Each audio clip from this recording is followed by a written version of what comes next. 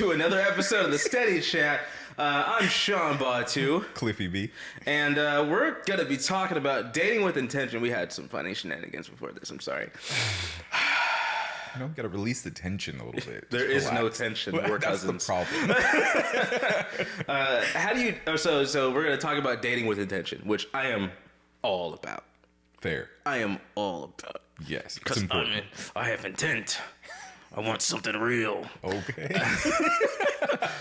Give me your soul.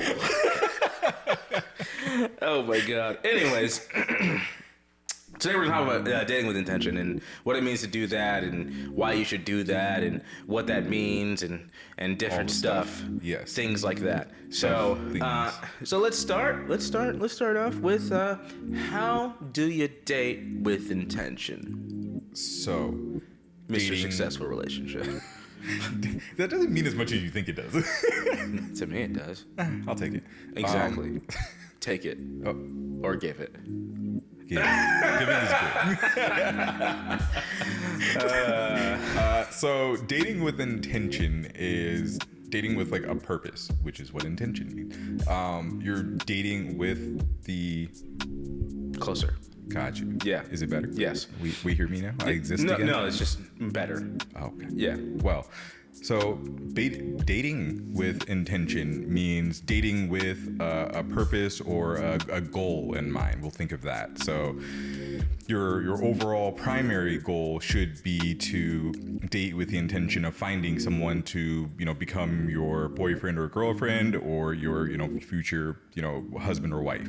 That's essentially what you should be trying to do. So you need to be thinking of the things that you want, like the qualities you want that person to possess, whether, you want them to be very successful, is there somebody you want to grow with, is somebody who's already there, there's a plethora of things that you could be thinking about that would go into what you're thinking about as far as what intentions you're trying to put. Right. So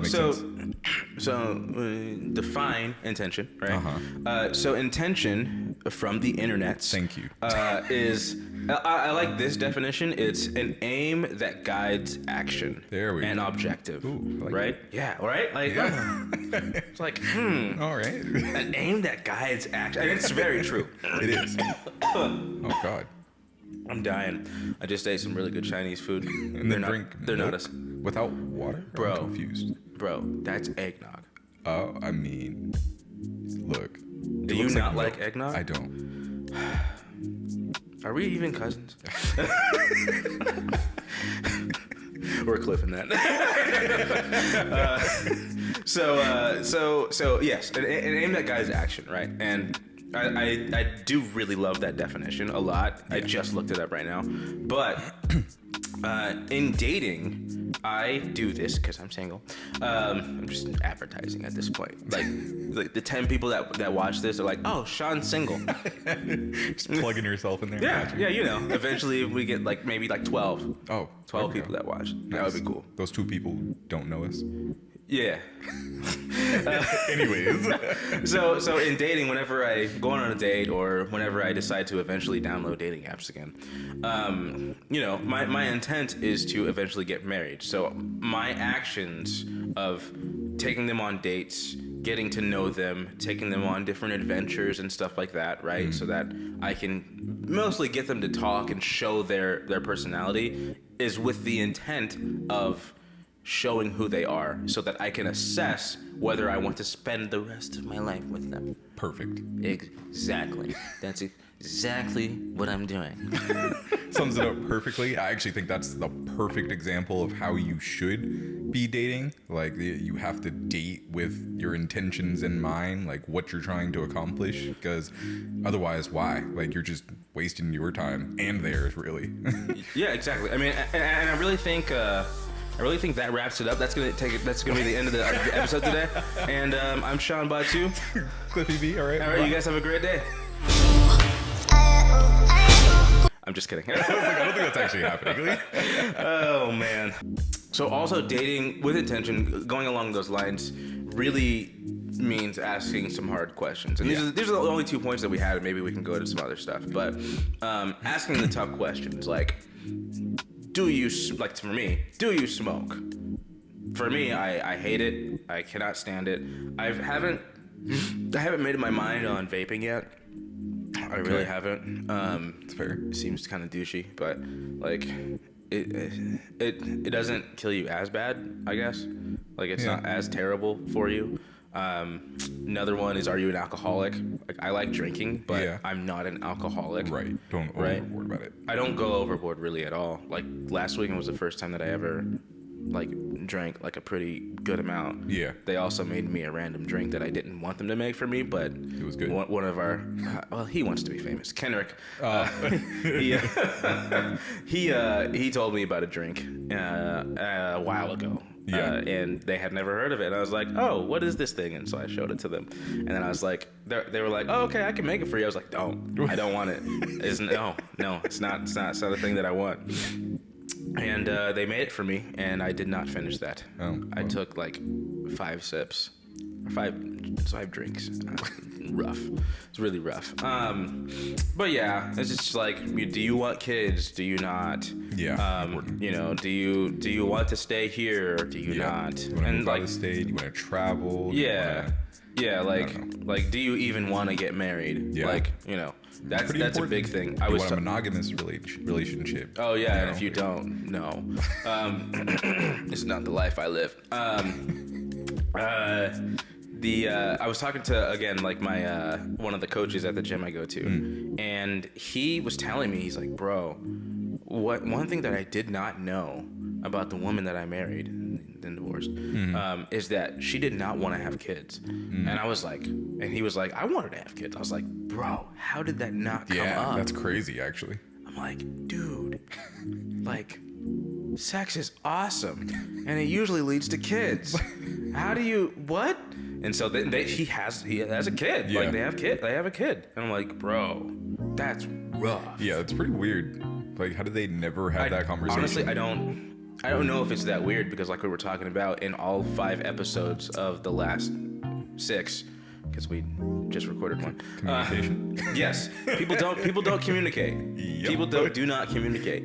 And the more that I go through life, the more that I'm seeing that it's really true. It's really crazy. People don't talk about hard subjects, and people don't want to have like hard conversations. Yeah. I feel like, and I'm noticing this even more nowadays. Like, people just avoid hard conversations. Yeah. And that's where the most growth happens. For real. That's where you get to actually expand your mind more.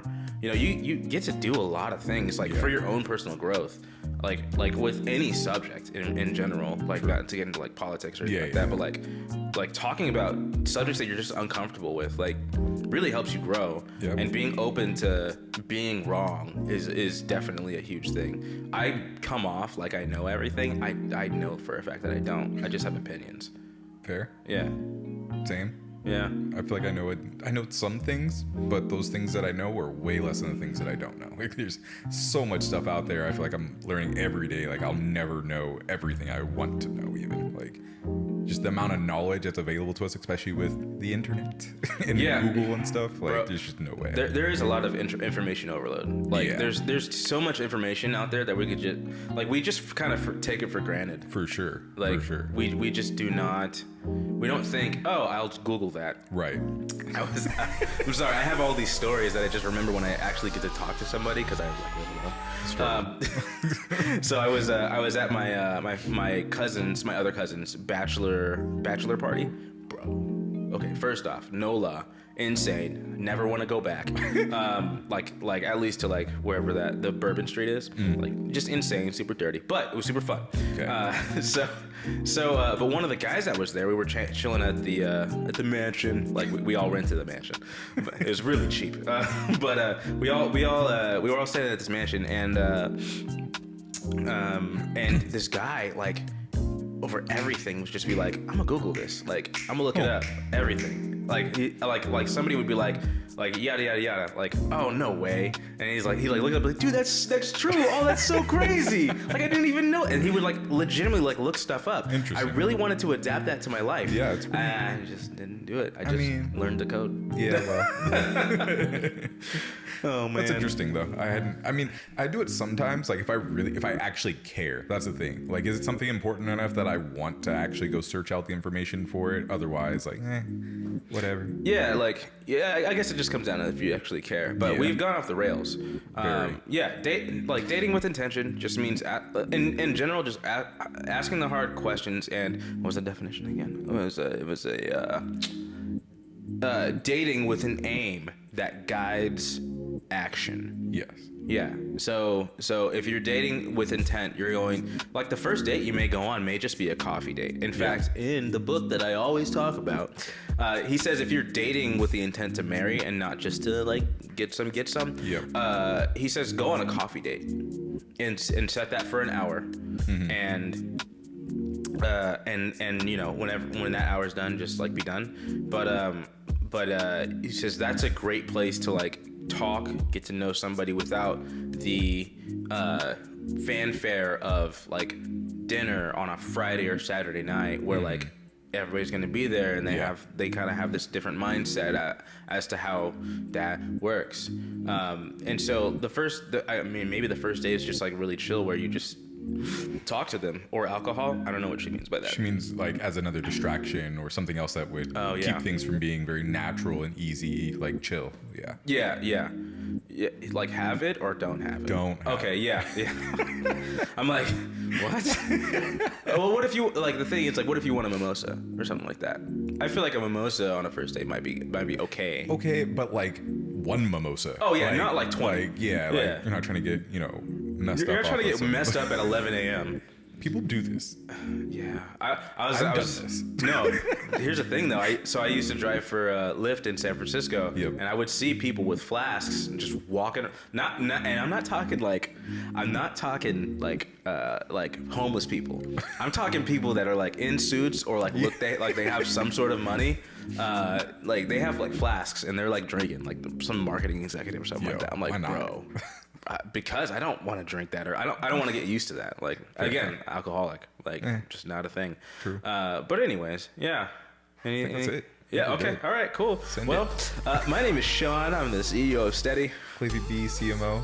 And remember to like, share, subscribe, share our Instagram at steadygrowing_app. Download the app in your favorite app store, meaning probably like Apple or Android, at Steady Growing. And I think that's it.